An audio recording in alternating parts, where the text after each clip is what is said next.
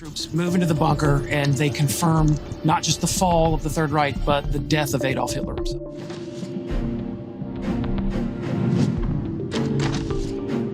May 1945. The wives of Hitler's inner circle had lived at the top for over a decade. Then Germany collapsed, and within 3 weeks, everything changed.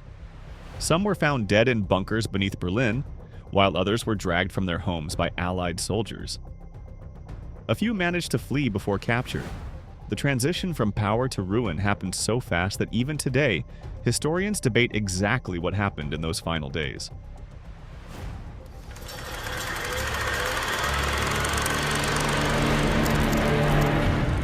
Adolf Hitler. He is the architect of one of the greatest disasters the world has ever seen. These are the brutal last days of Nazi leaders' wives. In 1945, Eva Braun arrived at the Führerbunker in early April 1945, refusing Hitler's direct orders to stay in Munich. The bunker sat beneath the Reich Chancellery Garden in Berlin, containing 18 rooms across 2 levels with concrete walls 4 meters thick. By late April, Soviet forces had reached central Berlin, and artillery shells hit constantly above. Adolf Hitler was Führer of Nazi Germany, controlling the military, government, and party. By April 1945, his empire was collapsing as Allied forces advanced from east and west. Berlin was surrounded, but Hitler refused to leave the bunker or surrender. On April 28th, Hermann Fegelein, Eva's brother-in-law and an SS officer, was caught trying to escape Berlin. Hitler ordered his execution, and Fegelein was shot in the Reich Chancellery Garden that same day.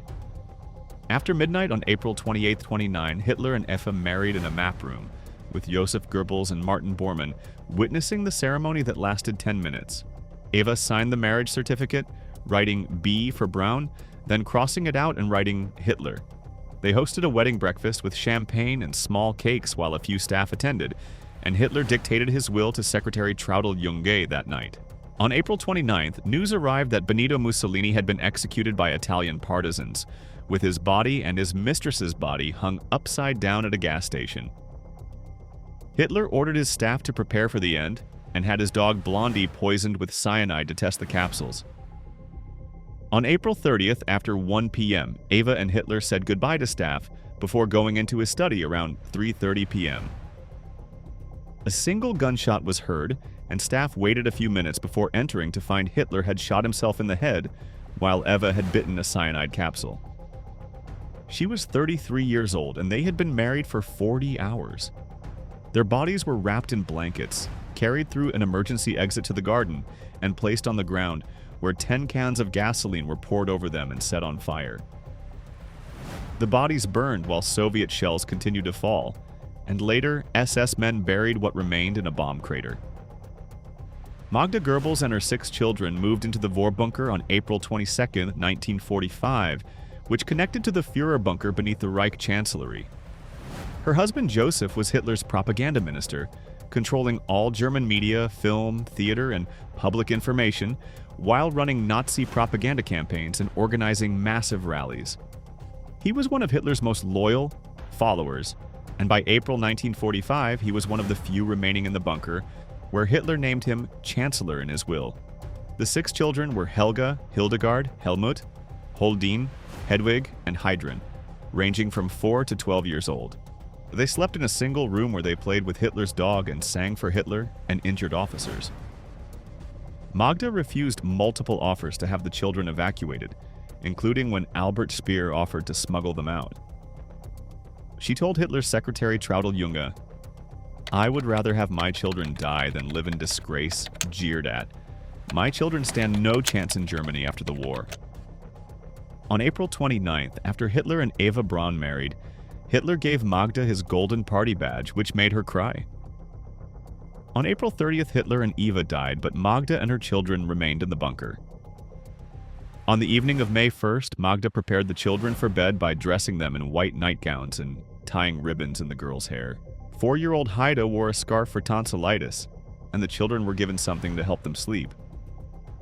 With help from SS Dr. Ludwig Stumpfegger, Magda placed a cyanide capsule in each child's mouth and crushed it, killing all 6 children in their beds. Helga, the oldest, showed bruising on her face, suggesting she struggled. After the children were dead, Magda and Joseph walked up to the Reich Chancellery Garden, where Joseph shot Magda, then himself. Their bodies were found on May 2nd by Soviet troops and partially burned. Emmy Göring was at Obersalzberg in Bavaria with her daughter Etta when the war ended, while her husband Hermann remained Hitler's second-in-command until April 23rd, when Hitler ordered his arrest for treason. Hermann Göring was Reichsmarschall and commander of the Luftwaffe, controlling the German Air Force while serving as president of the Reichstag and head of the Gestapo. Hitler had named him official successor in 1941, but by 1945 their relationship had deteriorated after Luftwaffe failures. On April 23rd, Hermann sent a telegram asking Hitler for permission to assume leadership, which Hitler saw as betrayal. He stripped Hermann of all positions and ordered the SS to arrest him, placing Hermann, Emmy, and 7-year-old Etta under house arrest. On April 25th, Allied bombers dropped over 1,200 tons of bombs on Obersalzberg, destroying most buildings while Hermann and Emmy survived in underground tunnels. After the bombing, Hermann was moved to Mauderndorf Castle. On May 5th, Hermann was freed by a Luftwaffe unit, and on May 8th, Germany surrendered. Hermann and Emmy traveled to meet American forces, with Hermann hoping to negotiate with Eisenhower. On May 9th, Hermann surrendered to the U.S. 7th Army near Salzburg, Austria. Emmy was immediately separated from Hermann and arrested at her home in Bavaria, then taken to Straubing Camp, 90 miles from Nuremberg, where she was imprisoned with her daughter, sister, niece, and a servant. Emmy remained imprisoned until 1948, when a German denazification court convicted her of being a Nazi and sentenced her to 1 year in jail. When released, 30% of her property was confiscated, and she was banned from the stage for 5 years. Hermann was tried at Nuremberg, and on October 1, 1946, he was sentenced to death by hanging. On October 15th, the night before his execution, Hermann swallowed a cyanide capsule hidden in his cell and died within minutes. Emmy lived in poverty in Munich for the rest of her life and died on June 8, 1973, with no public funeral. Margarete Himmler saw her husband Heinrich for the last time in April 1945 at their Gmund residence with her daughter Gudrun present. In May 1945, as Allied troops advanced, Margarete and Gudrun fled Gmund. Heinrich Himmler was Reichsführer SS and head of the Gestapo, controlling the entire SS organization and concentration camp system as chief architect of the Holocaust. Himmler commanded the Einsatzgruppen death squads responsible for mass killings, and by 1945 he controlled internal security and police forces across Nazi Germany. They were arrested by American troops in Bolzano, Italy, and Margarete and Gudrun were held in various internment camps in Italy, France, and Germany. During interrogation, Margarete claimed she knew nothing of her husband's official business, and interrogators described her as having a small-town mentality. On May 22, 1945, Heinrich Himmler was captured by British forces at a checkpoint near Bremerwörde, Germany, where he was disguised as a sergeant named Heinrich Hitzinger wearing an eye patch.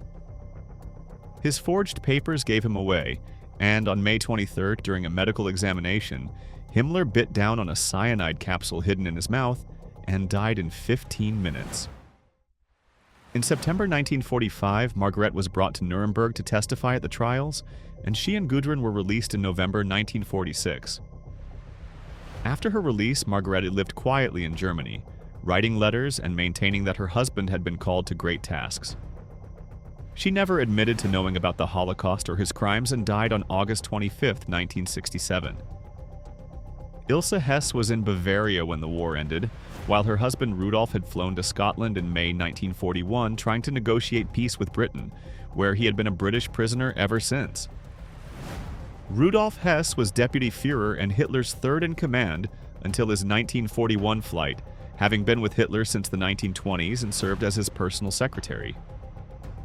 Hess was a member of Hitler's cabinet and signed numerous Nazi decrees while controlling party organization until his flight to Scotland.